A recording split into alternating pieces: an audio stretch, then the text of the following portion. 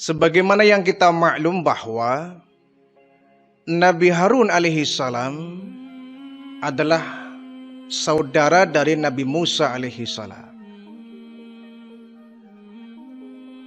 Ada perbedaan pendapat di kalangan para ahli sejarah. Ada yang mengatakan bahwa Nabi Harun adalah kakak kandung dari Nabi Musa.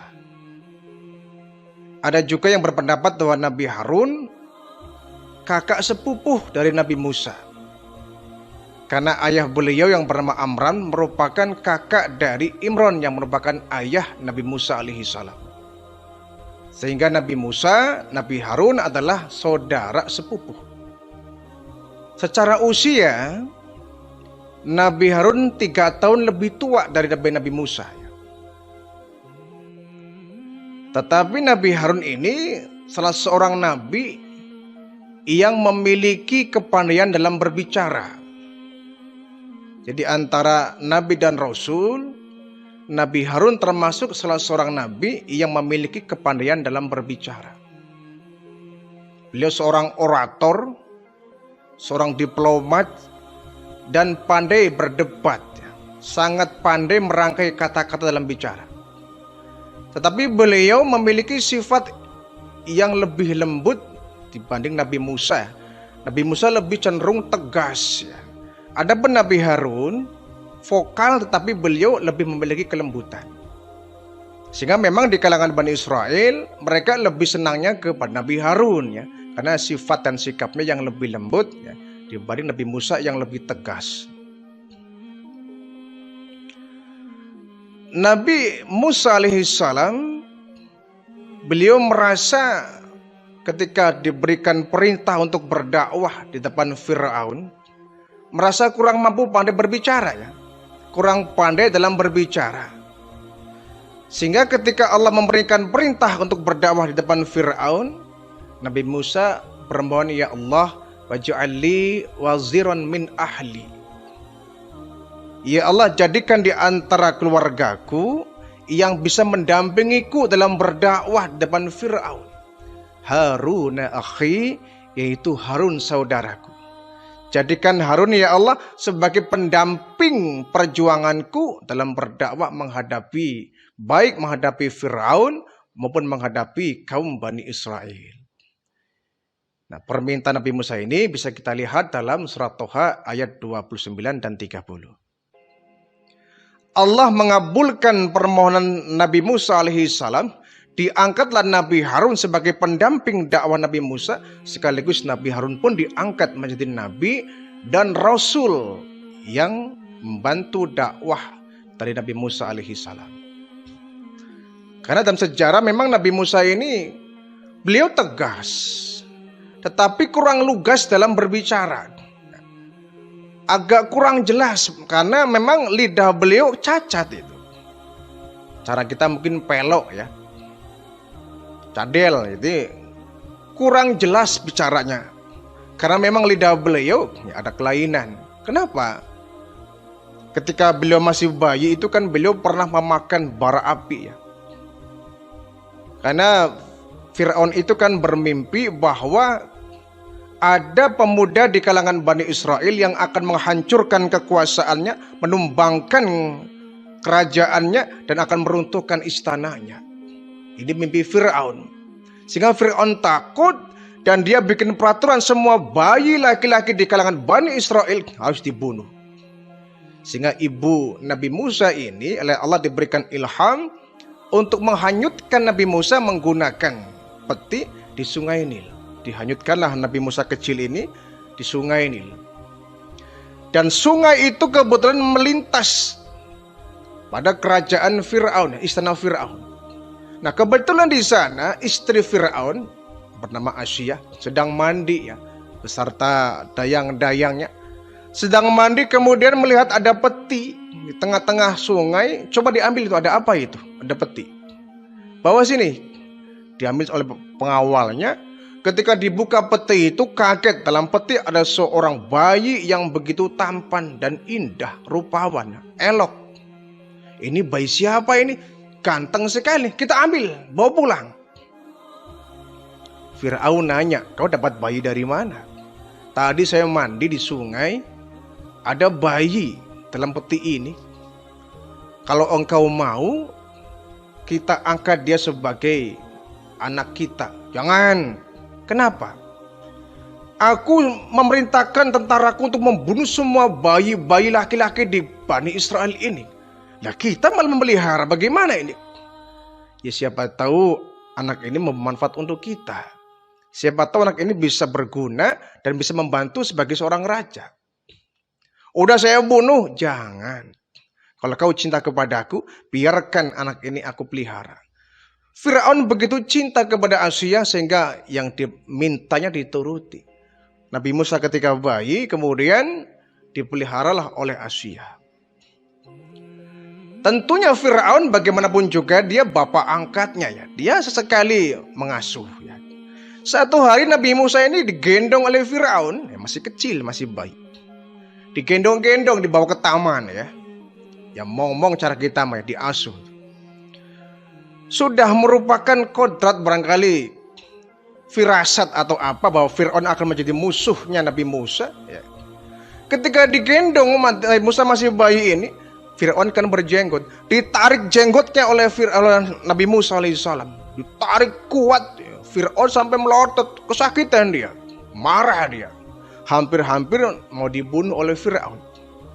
Ini anak kurang ajar ini, kata Asia. Kenapa? Tidak ada seorang pun yang berani menarik jenggot kecuali bayi ini, kurang ajar ini. Namanya juga bayi, nggak tahu menahu. Kenapa kau marah sama dia? Dia kan bayi, nggak ngerti apa-apa.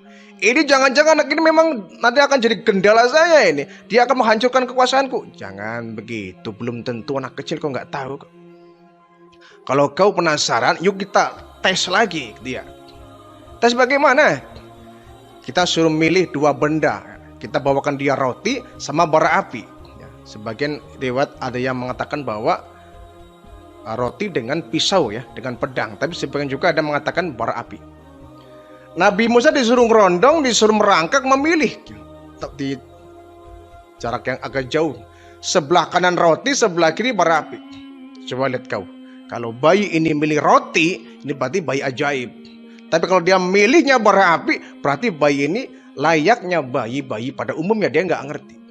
Coba saya lihat, awas aja dia, kata Fir'aun. Dilepaslah ini Nabi Musa bayi ini, ngerondong dia, rondong, dia merangkak. Allah mengarahkan dia, membelokkan dia yang mestinya memilih roti, pilihnya bara api. Diambil bara api, dimakan, dikunyah, yang jerit bayi. Jerit Nabi Musa ketika masih bayi itu. Kata Asia, tuh lihat dia. Dia bayi pada umumnya sama kok. Dia nggak ngerti. Kalau dia ngerti, harusnya roti yang dia pilih. Ini malah bara api. Buktikan dia nggak tahu, apalagi jenggotmu. Mana dia tahu, dia bayi biasa kok. Sehingga ini yang bisa mereda amarah Fir'aun. Semenjak saat itu kemudian lidah Nabi Musa itu cacat, sehingga ngomongnya itu pelo, agak kurang jelas. Sehingga beliau bermohon kepada Allah, waj'alli waziran min ahli Harun akhi. Ya Allah, jadikanlah Harun sebagai pendampingku. Kalau engkau mewajibkanku untuk berdakwah depan Fir'aun, jadikan dia sebagai juru bicaraku. Dipenuhilah permintaan Nabi Musa, dijadikan Nabi Harun sebagai nabi dan rasul pendamping Nabi Musa alaihissalam. Ada satu kejadian yang menyebabkan Nabi Harun dan Nabi Musa sempat bersih tegang ya. Ya bukan cekcok, hanya bersih tegang. Satu hari Nabi Musa mendapatkan panggilan suci untuk pergi ke Bukit Turusina dalam rangka menerima wahyu dari Allah. Kata Nabi Musa, wahai Harun, aku titip ya kaumku ini. Kau mau kemana Musa? Aku dipanggil oleh Allah di Bukit Turusina untuk menerima wahyu. Oh begitu, ya berapa lama kau? 40 hari. 40 hari? Iya. Nah selama 40 hari ini, tolong ya, kau jaga nih Bani Israel. Jangan sampai dia murtad ketika aku tinggalkan mereka. Insya Allah Musa, aku akan menjadi penggantimu. Aku akan menjaga mereka, membimbing mereka selama engkau tidak ada di samping mereka. Berangkatlah kau untuk menerima wahyu. Berangkat Nabi Musa ke Bukit Tur Sina selama 40 hari di sana. Enggak lama sebetulnya, 40 hari ya. Nah, di kalangan Bani Israel ini ada seorang munafik ya, bernama Samiri. Samiri ini konotasinya dia pengikut Nabi Musa, tapi padahal dia itu hatinya kafir. Dia tetap meyakini keyakinan nenek moyang, hanya dia pura-pura beriman kepada Musa. Ketika Nabi Musa pergi untuk menerima wahyu, dia kesempatan ini, Musa nggak ada, saya akan rusak ini orang-orang Bani Israel supaya kembali kepada ajaran nenek moyang. Musa sudah menyesatkan orang-orang Bani Israel, saatnya bagiku untuk mengembalikan mereka kaum Bani Israel agar menyembah patung berhala sebagaimana yang pernah disembah nenek moyang kami. Akhirnya Nabi Musa pergi, tapi dia nggak memperdulikan Nabi Harun. Harun mah gampang, dia mah orangnya lembut, dia mah orangnya nggak segalak Nabi Musa. Tenang sajalah, saya nggak takut. Nah, Samiri ini kemudian membuat patung, ya. Membuat patung yang terbikin dari lapisan emas, ya. Besi yang dilapisi emas. Patung ini menyerupai anak sapi, ya. Kuning seperti emas berkilau, ya. Kalau ada matahari berkilau cahaya itu. Dan di mulutnya dikasih lubang, sehingga ketika ada angin lewat itu menimbulkan bunyi suara, ya, seperti seruling barangkali. Dikasih lubang sehingga angin kalau bertiup akan menimbulkan suara. Jadi patung itu di tempat yang terbuka dia berdirikan patung sapi itu. Dia panggil, "Hai orang Bani Israel, ke sini. Ini Tuhan nenek moyang kalian. Musa telah menyesatkan kalian. Sembahlah kembali patung ini. Ini Tuhan kita dan Tuhan nenek moyang kita dari zaman dahulu kala." Dia bisa bicara. Bisa. Mana? Ketika angin bertiup, menimbulkan suara, dengingan suara. Lihat, dia bukan cuma diam, tapi dia bisa bicara. Ini Tuhan kalian. Orang Bani Israel bodohnya luar biasa. Nggak berpikir, langsung aja dia pada sujud, pada mohon kepada patung itu, ya. Ada yang minta uang, minta rezeki dan sebagainya. Datang beramai-ramai. Nabi Harun, wah bahaya ini, kata Nabi Harun. Saya biarkan bahaya ini. Musa datang hancur mereka. Nabi Harun datang, wahai saudaraku, kenapa kalian langgar sumpah kalian kepada Musa? Sudah berjanji kalian bahwa kamu akan menjaga iman kalian sampai Nabi Musa kembali ke sini. Kenapa tiba-tiba berbondong-bondong menyembah patung ini? Tinggalkan, pergi kalian, jangan sembah ini. Ini laknatullah, ini benda yang bisa menyebabkan kalian kafir dan masuk neraka. Tinggalkan. Kata Bani Israel, "Hei Harun, kau ngomong apa? Sudahlah, ini hak saya, ini hak kami, ya. Ini urusan kami. Kalau kamu nggak suka, kamu bisa pergi." Bukan begitu. Aku diamanati oleh Musa menjaga kalian jangan sampai murtad. Jangan banyak cincong Harun. Udahlah, kamu kalau nggak suka pergi dari sini. Ingatlah saudaraku, ingatlah kepada Allah. Jangan menyekutukan Allah. Jangan Allah murka kepada kalian. Nanti kalian akan diberikan azab yang pedih. Diperingati tiap hari Nabi Harun, ya. Pagi, siang, sore, malam. Tapi Samiri juga sama. Sudah, jangan dengarkan Harun. Ayo kita sama-sama ke patung ini. Ini sesembahan nenek moyang kita. Hargai mereka, nenek moyang kita. Sembahlah ini. Biarkan saja itu Harun, jangan dihiraukan. Waduh, ini sebentar lagi Musa datang ini. Musa datang melihat mereka menyembah patung sapi ini. Runyam, saya bisa disalahkan oleh Musa ini.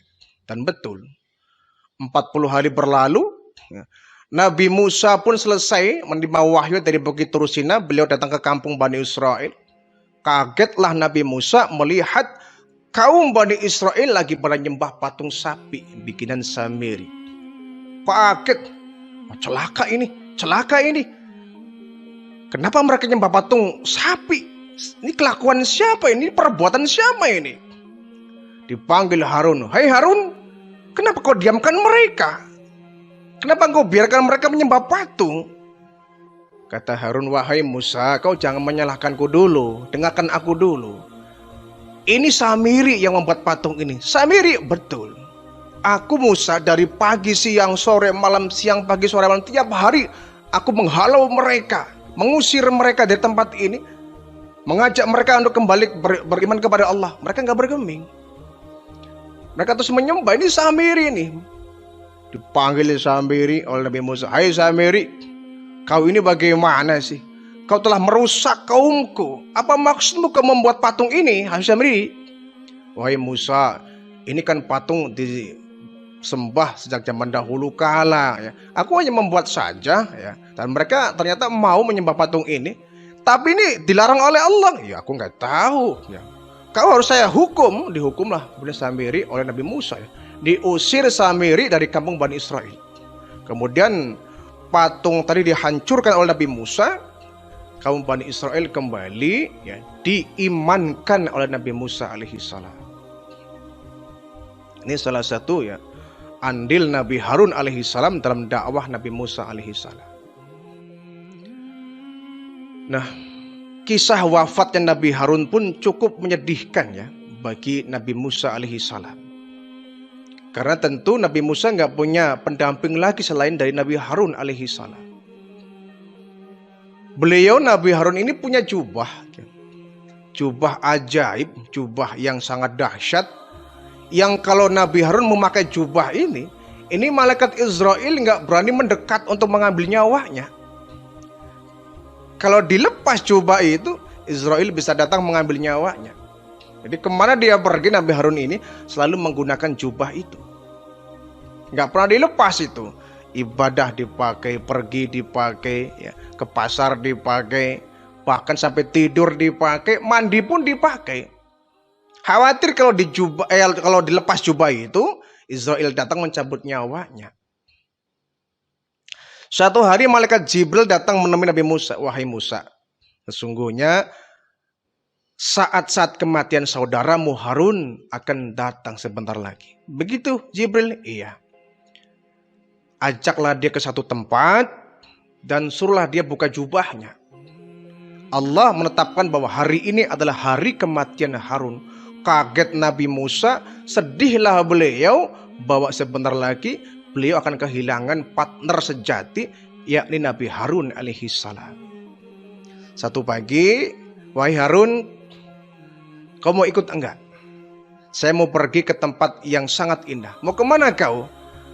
Ke satu bukit, di sana ada tempat yang indah, ada istana, ada singgasana, pun ada kolam untuk mandi di sana.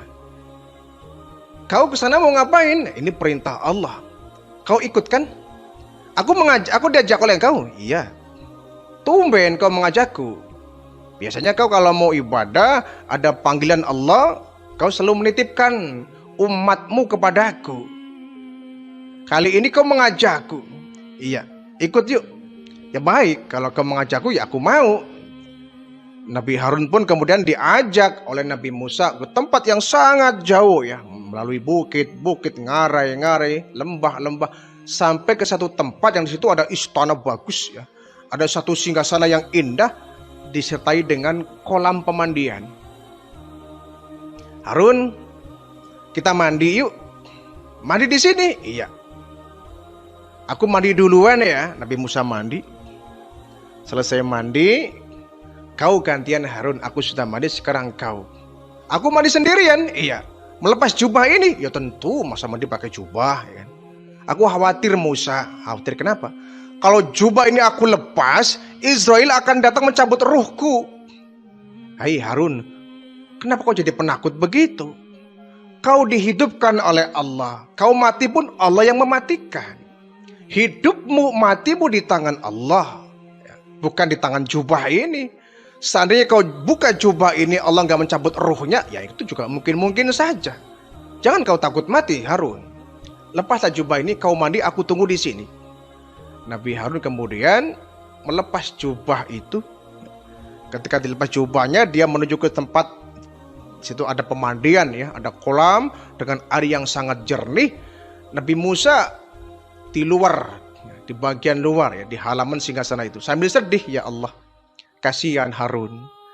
Hari ini dia akan mati, akan dicabut ruhnya, tapi ini sudah menjadi takdirmu ya Allah, aku terima. Mandilah Nabi Harun, begitu habis mandi beliau duduk sejenak ya, agak berbaring, mungkin agak capek ya. Berbaring di samping kolam tadi. Ketika berbaring, mungkin agak sedikit perasaan ngantuk.